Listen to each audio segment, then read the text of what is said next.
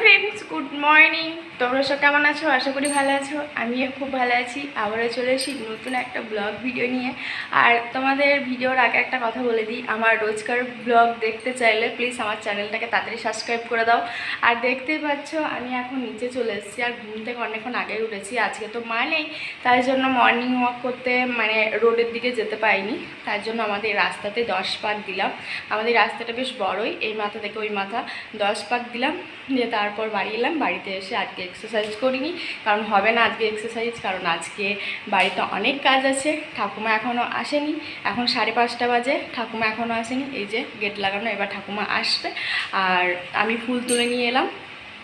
দেখতে পাচ্ছ আমার প্রথম কাজ হলো ফুল তুলে নিয়ে এলাম। ওখানে ফুলটা রাখা আছে, পিসির বাড়ি থেকে ফুলটা নিয়ে আসবো।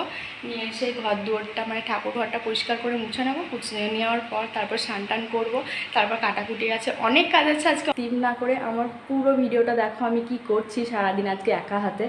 চলো আমি এখনকার কাজগুলো সেরে নিই তাড়াতাড়ি।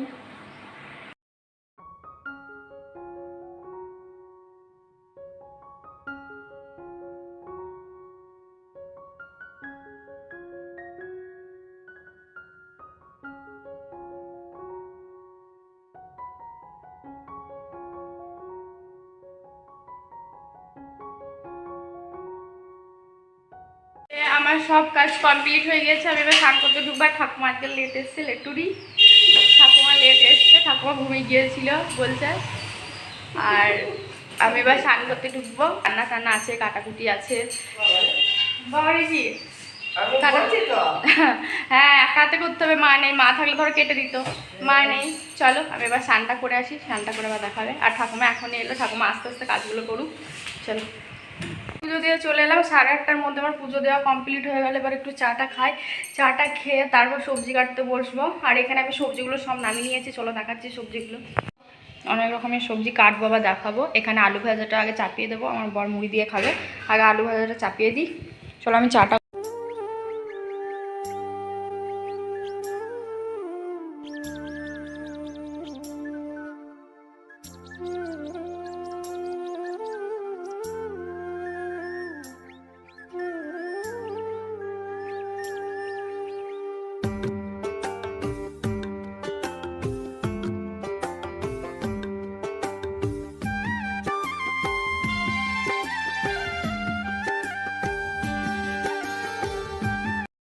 এইদিকে আমার সবজি কাটা কমপ্লিট হয়ে গেল। আর এই যে কি মানে রান্না হবে একবার দেখে নাও। এখানে শাক কেটেছি, এটা হচ্ছে লোটের শাক। আর এখানে আছে, এটা হচ্ছে পোস্ত হবে, আলু পটল দিয়ে পোস্ত করব।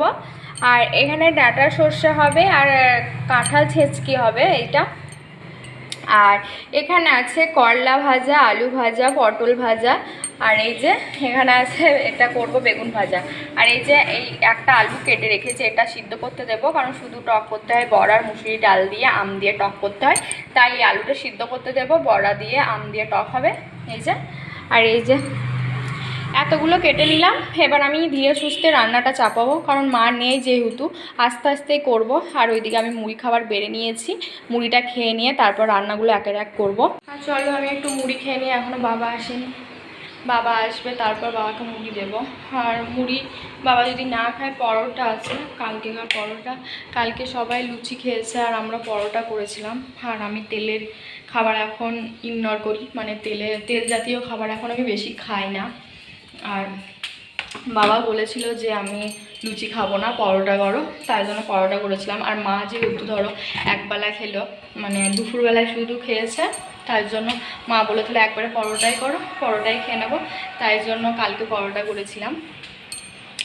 আর আজকে মুড়ি খেয়ে নেবে বাবা এসে। বাবা বাজার দিয়ে ঘুরতে গিয়েছে, মুড়ি খেয়ে নেবে।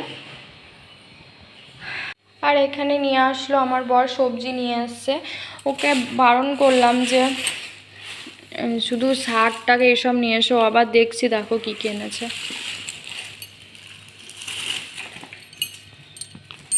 যে ভেন্ডি নিয়ে আসছে, ভেন্ডি আছে, করলা আছে, লঙ্কা আছে, আদা আছে, এই আছে এইগুলো।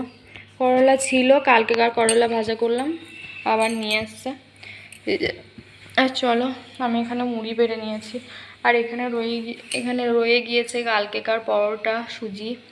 ওখানে আছে মুড়ি, এখানে তো সব আনাজ কেটেছি। আমার তো খুব একটা পছন্দ হয় না ভাজাভুজি, আর ভাজাভুজি তো আমি খাবোই না, কারণ তেল জাতীয় খাবার আমি ইগনোর করছি। তোমাদের তো বললামই আমি ভাজাভুজি অত খাবো না। তাই আমার বর বলছে কিনা যে অত কাটছো কে খাবে, বাবাও অতটা পছন্দ করে না, আর আমার অতটা মানে আমি পছন্দ করি টক ডাল ভাজাভুজি দিয়ে বেশি ভালো লাগে খেতে, কিন্তু আমি তেল অত খাচ্ছি না না। আর এই যে দেখতে পাচ্ছ আমার এখানে একটা বর্ণ উঠেছে মোটা করে। চলো, আর ওই আমার মামা শ্বশুরের মৃত্যুবার্ষিকী ছিল কালকে, সেই কারণে আরও গিয়েছে, নিমন্ত্রণ করেছিল মামারা, মানে আমার মামা শ্বশুরের ছেলেরা ফোন করেছিল তার জন্য, ওই মামা শ্বশুরের ছেলের সাথেই গিয়েছে। মানে এখানে মানে 5 রকমের ভাজা, মানে আগে বাবু থেকে বাড়াতে হয়। আজকে ভক্তরা ভাত খাবে না কি বলছে, ভক্তরা বোধহয় আজকে ভাত খাবে, সেই কারণে বলছে কিনা 5 রকমের ভাজা, তারপরে কাঁঠাল ছেঁচকে তারপরে সর্ষে ডাঁটা, আর ওইগুলো করতে হয়। আমাদের এখানে প্রত্যেকটা বাড়িতেই করতে হয়, আজকে খেতে হয়। আর এই দেখো পায়েসও করতে হয়। অপুদা দিয়ে গেল 2 প্যাকেট দুধ, আর 1 প্যাকেট দুধ করবো, মানে পায়েস করবো, 1 প্যাকেট দুধের পায়েস হবে, আর 1 প্যাকেট রেখে দেবো, কালকে সময় করবো আমার বড় ভাই বললো। আর চলো, এগুলো এতটাই ভালো কি বলবো, একটু মানে জল মিক্স থাকে না, একবারে খাঁটি দুধ এইগুলো। আর আমাদের বেশিরভাগ প্যাকেটের দুধই খাওয়া হয়, পায়েস টায়েস করলে পরে প্যাকেটের দুধেরই মানে পায়েস করি, এমনি ঘষের থেকে নিই না দুধটা, কারণ ঘষের দুধ তো পুরো জল, একটু ভালো না। তার জন্য আমার বরেরই একটা বন্ধু এইসবের ব্যবসা করে, সে ওর কাছ থেকে নিয়ে আসে, তার 2 প্যাকেট নিয়েছে, আমাদের 2 প্যাকেট, আর ঝিলিকিদের 2 প্যাকেট নিয়ে আসলো।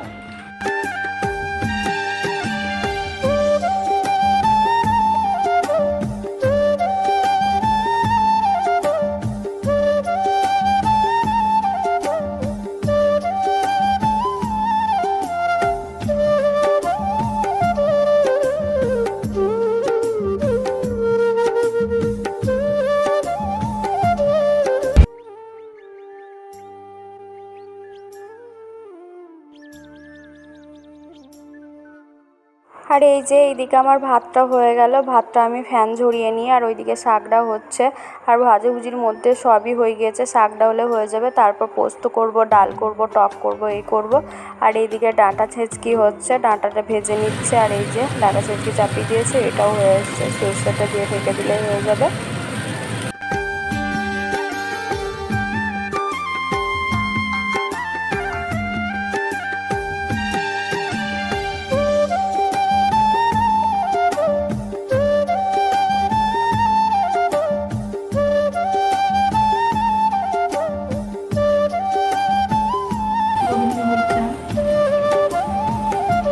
আর আমি এখানে পায়েসটা বসিয়ে দিয়েছি, দেখতে পাচ্ছ পায়েসটা বসিয়ে দিয়েছি। আর আর আমি গোবিন্দভোগের পায়েস করব। আর আমাদের ঘরের মধ্যে দেখলাম মা রেখে গিয়েছে গোবিন্দভোগের চাল, মানে আমাদের পুজোতে এনেছিল, আমাদের বাড়িতে মায়ের পুজো হয়েছিল তখনকার চাল রয়ে গিয়েছে, এটা গোবিন্দভোগ চাল।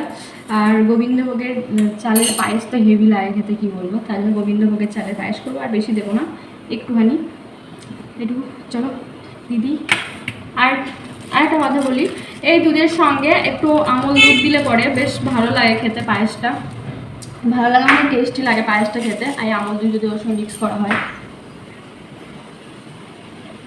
এর সঙ্গে যদি আমল দুধ মিক্স করা হয় তাহলে টেস্টি লাগে খেতে। তাই অনেকটাই ছিল, শেষ হয়ে গিয়েছে, আর একটুখানি রয়ে গিয়েছে, এইটুকুই আমি দুধের মধ্যে দিয়ে দেবো। দুধটা ফুটে গিয়েছে, আমি এবার দিয়ে দিই।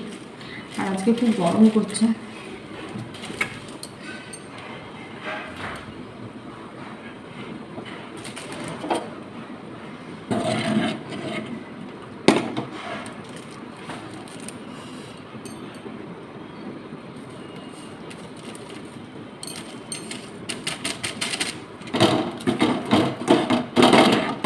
হাঁড়িও আসে নিতে ভাত আজকে। আমার রান্না কমপ্লিট হলো এতক্ষণে, আর দাঁড়িয়ে দাঁড়িয়ে রান্না করে বাবা পা যন্ত্রণা করছে। চলো কি রান্না করলাম একবার দেখে নাও, আর কত কিছু রান্না করেছি দেখো।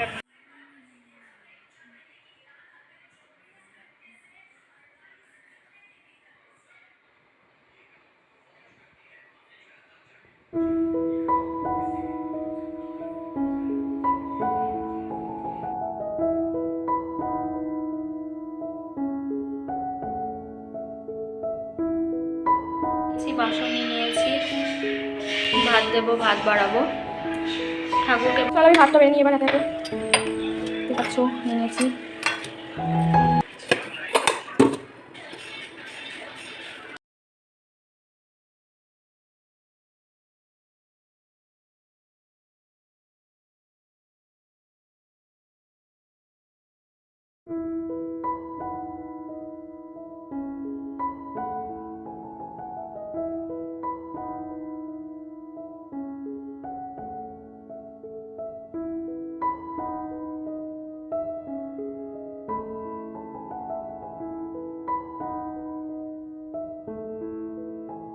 আর এইদিকে আমি সুন্দর করে ভাত তরকারি সাজিয়ে আমি বাউস্তকে বাড়িয়ে দিলাম, দেখতেই পাচ্ছ।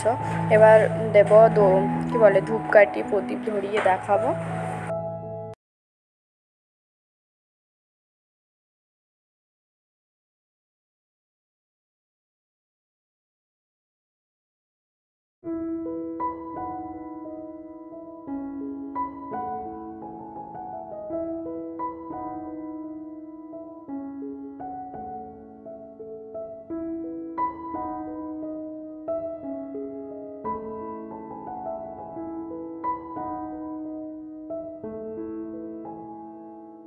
আর এই যে আমাদের এইদিকে দাইমাকে ভাত দিতে হয়, তাই এসছে দাইমা ভাত নিতে, তাই আমি এখন দাইমাকে ভাত দেব।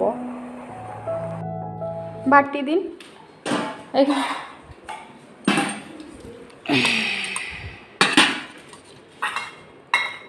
হাতটা। আর এইদিকে দেখতে পাচ্ছ বাবাকে ভাতটা দিয়ে দিয়েছি, আমিও ভাত নিয়ে নিয়েছি, আমার বরের খাওয়া হয়ে গিয়েছে, আমার বর খেয়ে ওপর চলে গিয়েছে। আর আমি আর বাবা খাচ্ছি, বাবা নিচে খাচ্ছে আর আমি টেবিলে খাচ্ছি। আর আমার মাথার অবস্থাটা দেখো, আমি আজকে সারাদিন মাথা আঁচড়ানোর টাইম পাইনি, এখন আঁচড়াবো না, একবারে বিকেলবেলায় আঁচড়াবো একবারে। আর এইদিকে দেখতে পাচ্ছ আমি বিকেলবেলায় ঘুম থেকে উঠে দেখছি ঠাকুমা চলে এসেছে, ঠাকুমা এখন রাস্তায় জল ছিটাচ্ছে। আর এই যে ঘুমিয়েছিলাম, ঘুম থেকে উঠলাম, দিয়ে এই যে একটুখানি পায়েস নিয়ে নিলাম। আর আজকে সারাটা দিন সে দাঁড়িয়ে দাঁড়িয়ে রান্না করেছি, এত পায়ে যন্ত্রণা করছে কি বলবো। আর অনেক রকমের রান্না হয়েছে, আজকে খুব পায়ে যন্ত্রণা করছিল। তারপর খাওয়া দাওয়া করে শুরু করেছিলাম, এই উঠলাম, এখন বাজে 5:30, ঘুম থেকে উঠলাম, উঠে একটুখানি পায়েস নিয়েছি। এই যে চলো আমার ভিডিওটা অনেকটাই বড় হয়ে গিয়েছে আজকে, যেহেতু অনেক কাজ ছিল সেই কারণে ভিডিওটাও অনেক বড় হয়ে গিয়েছে। চলো আর কোনো বক বক করবো না, আবার দেখা হবে নেক্সট কোনো ভিডিওতে।